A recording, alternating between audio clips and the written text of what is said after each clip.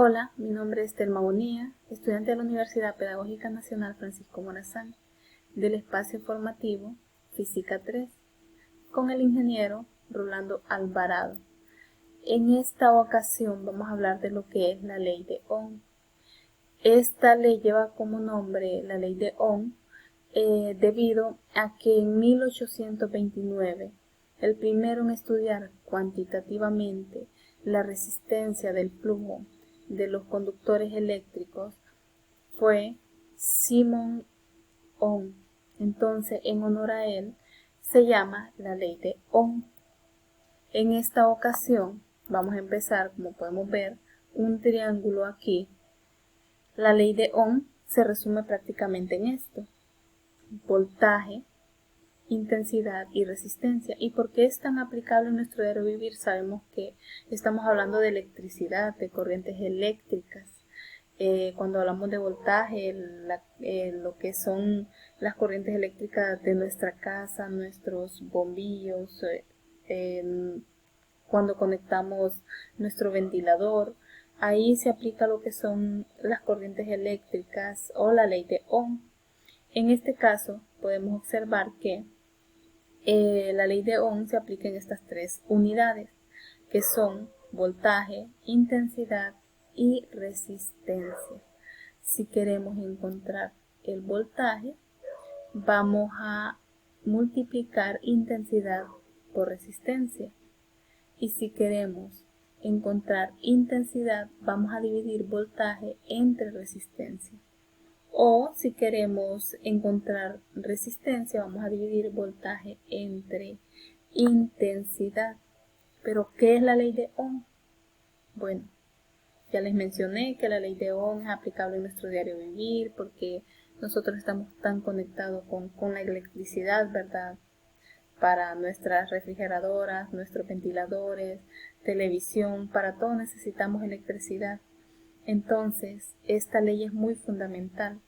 Es una de las leyes fundamentales de la electrodinámica, estrechamente vinculada con los valores de las unidades básicas presentes en cualquier circuito eléctrico o en nuestro diario vivir. Entonces, por eso esta ley es tan importante.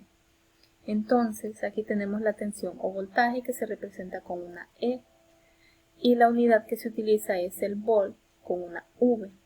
Está también la intensidad de la corriente que se representa con una I. Y esta, la unidad que se utiliza es el ampere, que se representa con una A mayúscula. También está lo que es la resistencia, que esta es la resistencia en la ley de Ohm y se representa con lo que es la letra omega. Entonces, miramos que es tan importante, ¿verdad? Nosotros, como dije anteriormente, están también, vamos a estudiar más adelante lo que es el circuito en serie y el circuito en paralelo. Vamos a darle una repasada, una breve introducción para que miremos realmente dónde es aplicable esta ley que está presente en nuestro diario vivir. Entonces podemos ver aquí que el voltaje es la cantidad de energía que se conserva dentro de un circuito. Entonces la resistencia es la capacidad de pasar energía, y lo mismo la intensidad. Entonces es necesario conocer esto porque cuando nosotros en nuestra casa hacemos las instalaciones eléctricas y necesitamos conectar aparatos electrónicos, entonces necesitamos ver cuánto tenemos de corriente eléctrica, los volts o la intensidad, porque si les sobrecargamos entonces pueden haber cortocircuitos y quemarse nuestros electrodomésticos. Entonces vamos a hablar que la ley de Ohm establece que la intensidad que circula por un conductor, circuito, resistencia, es inversamente proporcional a la resistencia y directamente proporcional a la tensión. Entonces, están tan relacionadas que para encontrar una de la otra, entonces tenemos que saber por lo menos un dato de la otra. Más adelante vamos a dar un ejemplo de lo que es un ejercicio de esta ley de Ohm. ahorita lo que vamos a ver es lo que son los circuitos en serie. Entonces, los circuitos en serie se definen como un circuito en serie, aquel circuito en el que la corriente eléctrica solo tiene un solo camino para llegar al punto de partida, sin importar los elementos intermedios. En el caso concreto de arreglos de resistencia, la corriente eléctrica es la misma en todos los puntos. Entonces, en el circuito en serie, todos los puntos o todos los conectores son dependientes uno de otro. Por ejemplo, si nos podríamos preguntar qué tipo de circuitos podríamos conectar en nuestra casa.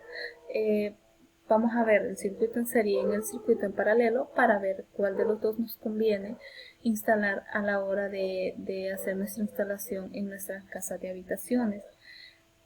Por ejemplo, la fórmula de intensidad, donde intensidad es la corriente de la resistencia. Entonces, el voltaje de la fuente, aquí observamos la fórmula en general, que la intensidad va a ser igual, en lo que es el circuito en serie, ¿verdad? La intensidad va a ser igual que a intensidad 2, igual que intensidad 3, igual que intensidad 4, y todas las intensidades van a irse sumando porque son dependientes una de otra. Y el voltio va a ser lo mismo, voltio 1 más voltio 2 más voltio 3, hasta llegar, por ejemplo, voltio n. Todas dependen una de otra, y lo mismo va a pasar con la resistencia. En el circuito en paralelo, este circuito se define un circuito en paralelo como aquel circuito en el que la corriente eléctrica se bifurca en cada nodo. Su característica más importante es el hecho de que el potencial en cada elemento del circuito tiene la misma diferencia de potencial, pero en este caso no son dependientes de una corriente de otra, todos son independientes. Podemos observar, ¿verdad?, que en el circuito en serie son dependientes uno de otro, pero en este no, en este son independientes. Están también los circuitos mixtos. Aquí está la fórmula de lo que son los circuitos en paralelo, donde voltio 1 va a ser igual que voltio 2, igual que voltio 3. Y la intensidad va a ser igual que voltio 1, intensidad 1, intensidad 2, intensidad 3. Pero la resistencia va a ser 1 entre resistencia 1 más 1 entre resistencia 2 y 1 entre resistencia 3. Donde la corriente de la fuente, el voltaje de la fuente, la resistencia total, la resistencia de AI, y aquí están todas las resistencias, podemos ver, como les dije anteriormente, son independientes una de otra. También se encuentran los circuitos mixtos, es una combinación de ambos elementos, tanto en serie como en paralelo. Para la solución de estos problemas se trata de resolver primero todos los elementos que se encuentran en serie y en paralelo para que finalmente reducir a un circuito puro, bien sea en serie o en paralelo. Bueno, ya como vimos, ¿verdad? Aquí están los circuitos mixtos. Los circuitos mixtos van a ver en serie y en paralelo. Podemos observar que el circuito 4 tiene resistencia 4 y la resistencia 2 están en serie, pero la resistencia 5, 2, 3 y 5 están en paralelo, que aquí podemos observarla. Entonces es una combinación de ambas. Ahora que hemos visto